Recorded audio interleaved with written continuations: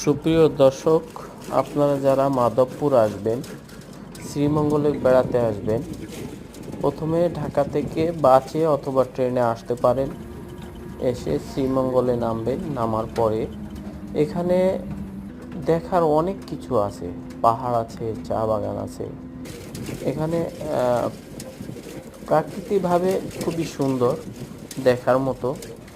পাহাড়ি রাস্তা, উঁচু নিচু, কখনো পর্বতে উঠতে হয়, কখনো পর্বত থেকে নামতে হয়। চতুর্দিকে সবুজ আর সবুজ, চায়ের বাগান।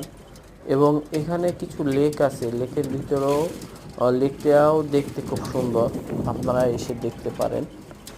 এবং এখানে যে চা বাগানগুলো আছে, চা বাগান দেখতে এত সুন্দর যা কখনো আমরা কল্পনা করিনি বা কল্পনা করতে পারিও না। মানে প্রকৃতি ডাকে আপনাকে, আপনি আসেন এখানে দেখতে। দেশি বিদেশি পর্যটক যারা আসে এখানে দেখতে আসে।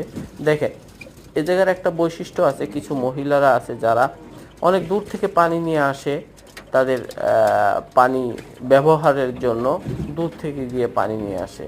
এবং যারা পর্যটক আসবেন, এখানে অনেক থাকার রিসোর্ট আছে, থাকতে পারেন। এবং হোটেলও আছে, হোটেলও থাকতে পারেন। এখানে আমরা আসছি, বেড়াচ্ছি এবং দেখতেও সুন্দর লাগছে। তাই আপনারা আসুন, দেখুন এবং সৌন্দর্য উপভোগ করুন। পৃথিবীটাকে উপভোগ করুন।